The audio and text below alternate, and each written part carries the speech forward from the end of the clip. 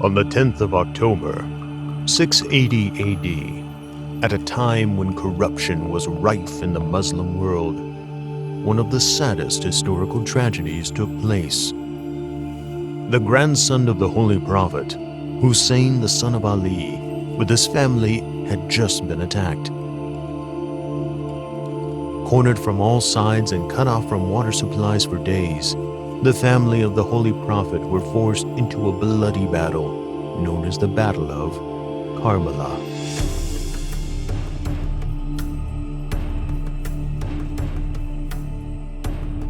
Hussein was killed alongside the men in his camp whilst trying to save Islam. And now the duty was in the hands of the women and children left behind.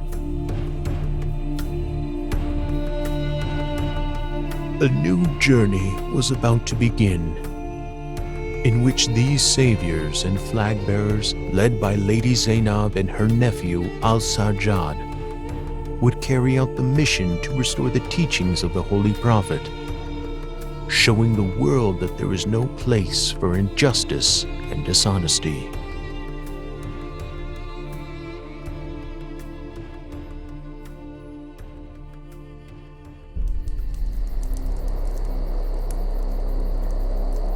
The skies were red like blood.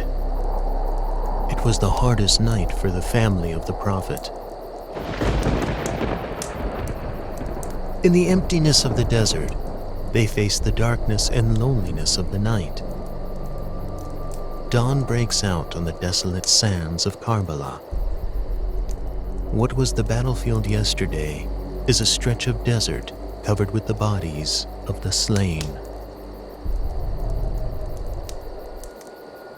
The struggle was far from over for this noble family. It was just the beginning. As the wails and shrieks of the women and children filled the silence that followed the battle, and just as they were beginning to mourn for their beloved lost ones, the army of Ibn Sa'd marched toward them, circulating around the women and children. They looted whatever was in the tents.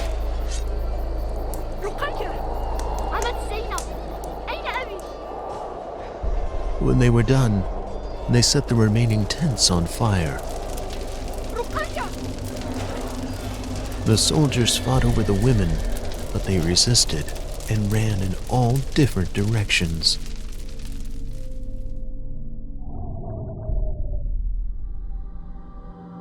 The next day in the afternoon, Ibn Sa'd and his army prepared to lead towards Kufa.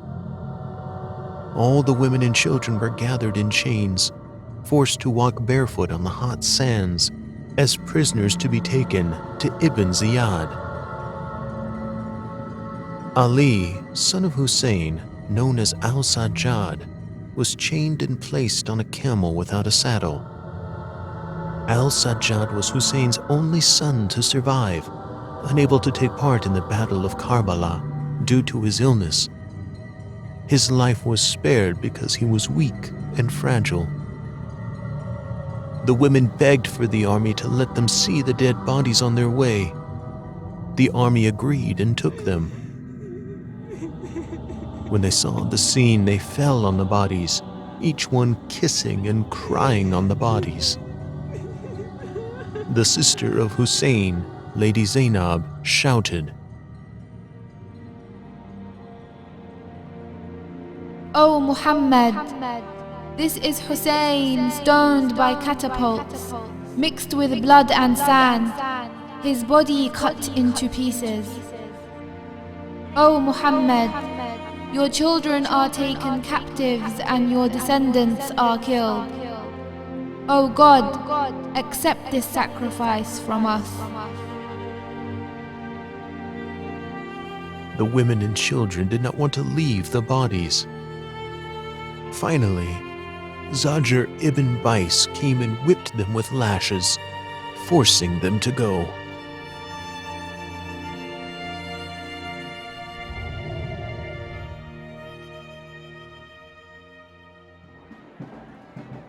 After a long and hard journey of 70 kilometers, finally, the captives arrive in Kufa. They are paraded in the streets for all to see. The people gathered around them to see who they were, asking questions. One lady came and asked, "Which war are you prisoners of?" They said, "We are the prisoners from the house of Prophet Muhammad." When Zainab reached a large group of people, she stood and said, All praises to God and blessings to our forefather Muhammad. O people of Kufa, people of treachery and deception, you cry, may you never end your crying. O people of Kufa, do you not know what heart of the Prophet you have cut out? Do you not know what honored women of the Prophet's house you have enslaved and dishonored? Do you not know what blood of the Prophet you have shed? The people began to cry loudly. When Al-Sajjad's camel came forward, the people gathered around and saw him in chains, bleeding on the unsaddled camel. He then began, Praises and thanks to God. Blessings to the Prophet. O people, I am Ali, son of Hussain, son of Ali, ibn Abu Talib. I am the son of the one whose women are taken captives. I am the son of the one whose wealth was looted. I am the son of the one whose honor was humiliated. I am the son of the one who was killed at the Euphrates, and that is a great honor for us. O people, I ask you, by God, do you know that you wrote to my father and deceived him? That you gave him a promise and broke it? That you fought against him? By what eyes can you look at the Prophet now? The people of Kufa were in a sorry state, but it was too late for tears, for the tragedy had already fallen upon the holy household, and now they were being led to the castle of Ibn Ziyad. Ibn Ziyad, the governor of Kufa, sat on his throne, and the head of Hussein was between his hands.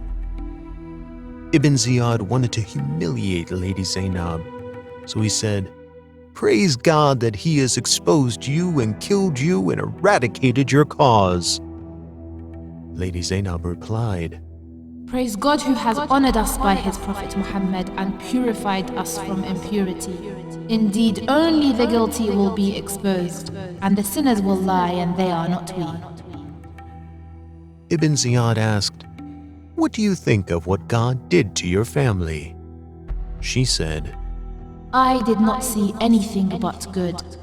These are people on whom martyrdom is destined. They went where God wanted them to go. God will gather you and them on the day of judgment. Ibn Ziyad ignored her, but turned his face to Ali al-Sajjad and said, "What is your name?" My name is Ali, son of Hussain. Ibn Ziyad said, "Did God not kill Ali? Ali al-Akbar in Karbala?" Al-Sajjad replied, I had another brother older than me named Ali. People killed him.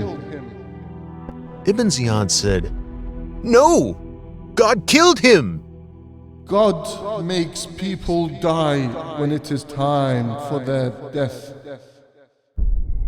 The people started talking about what happened, and Ibn Ziyad became afraid.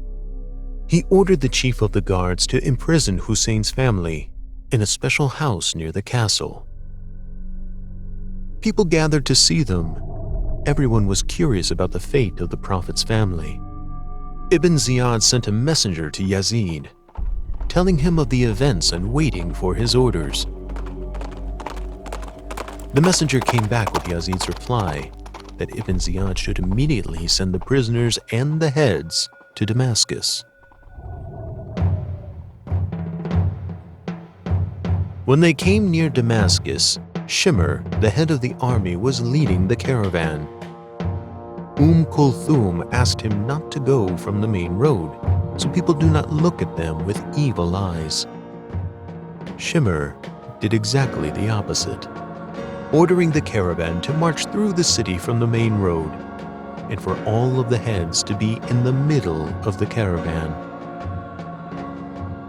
The blessed caravan of the Ahlul Bayt traveled through Kufa and Aleppo and finally reached Damascus after 20 days on the first day of the month of Safar.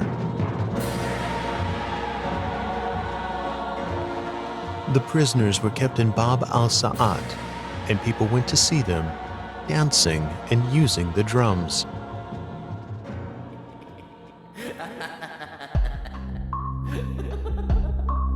Yazid was sitting on his throne in his castle. The prisoners were ordered to go to Yazid's main hall, and they were all tied together with one long rope.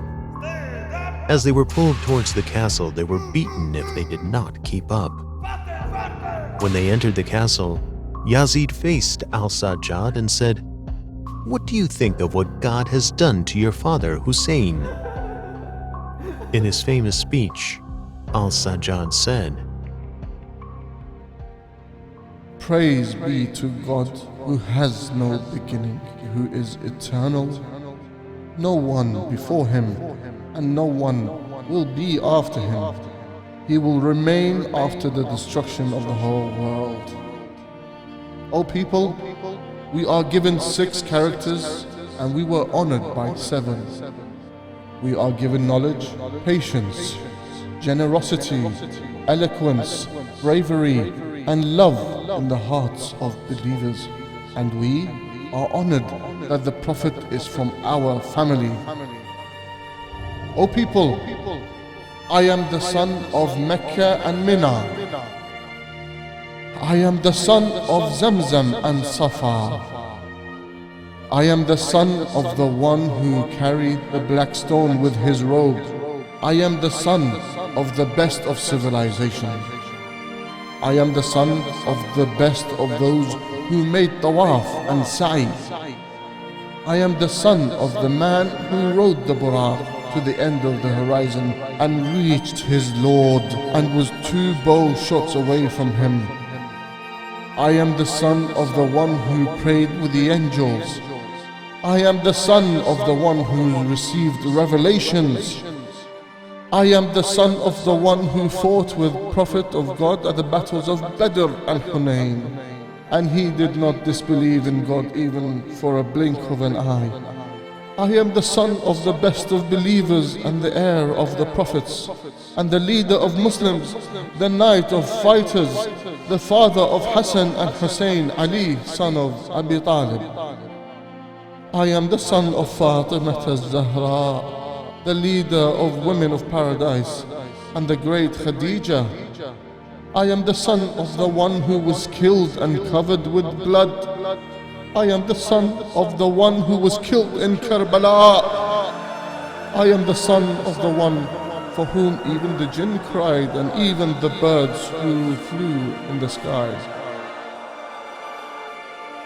When Al-Sajjad said this, people yelled and wailed in an uproar of grief.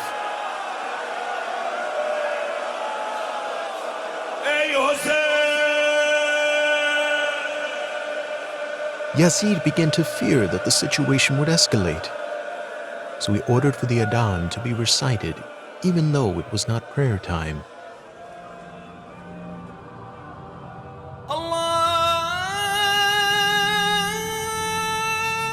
Yes, I confirm God is greater and more honored than anything I fear.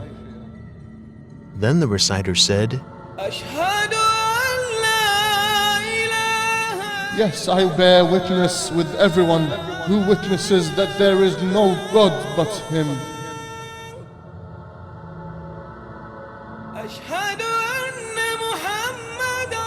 I do confirm and I bear witness that Muhammad is the messenger of God.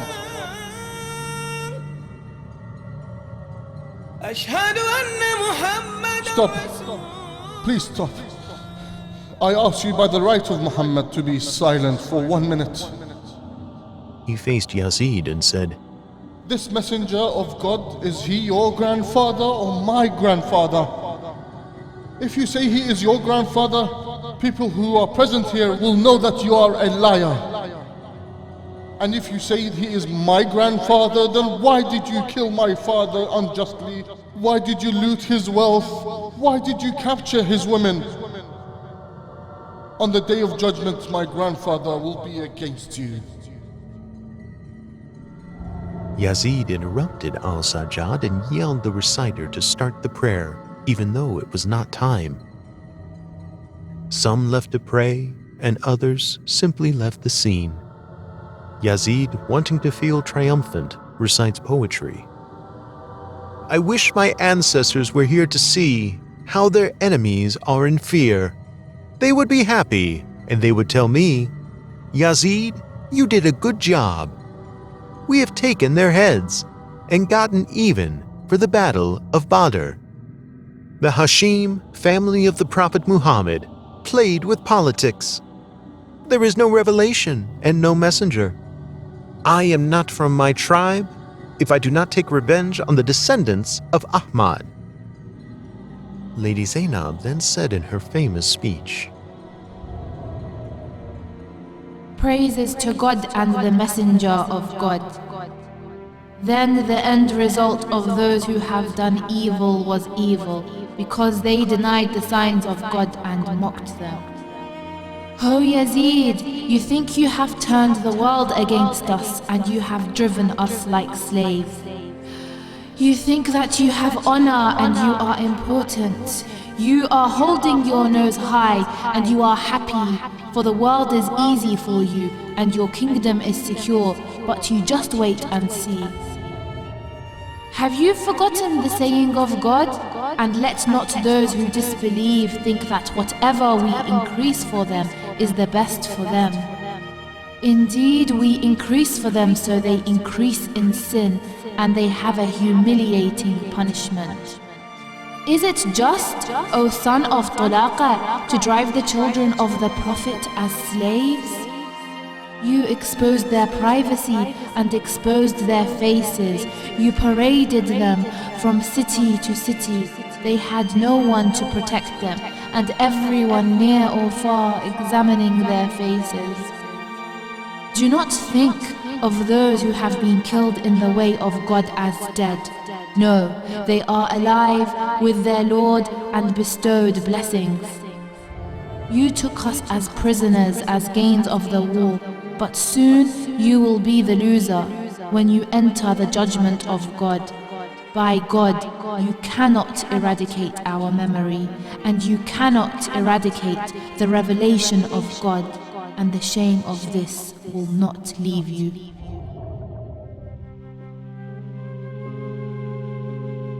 Yazid ordered the prisoners to be moved to a prison. This was not a prison, it was a dungeon. Only a part of it had any sort of ceiling. The rest was open to the sky. An iron grill surrounded the place so that no one could get in or out. Lady Zeinab reports that the place was so cold at nights that no one could have proper sleep. During the day, it got hot like an oven. It is here that our fourth Imam, still under chains, the ladies and the children spent many days of great agony and discomfort.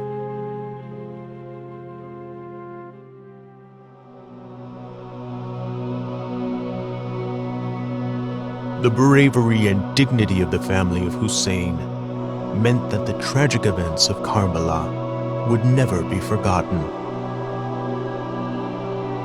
For it is a tale woven in the times, a flickering flame forever in the hearts of believers.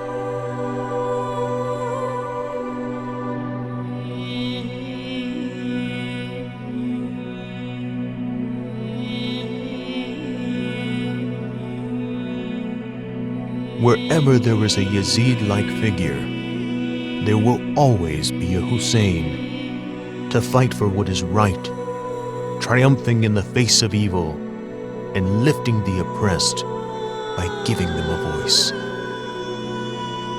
That is the beauty of justice.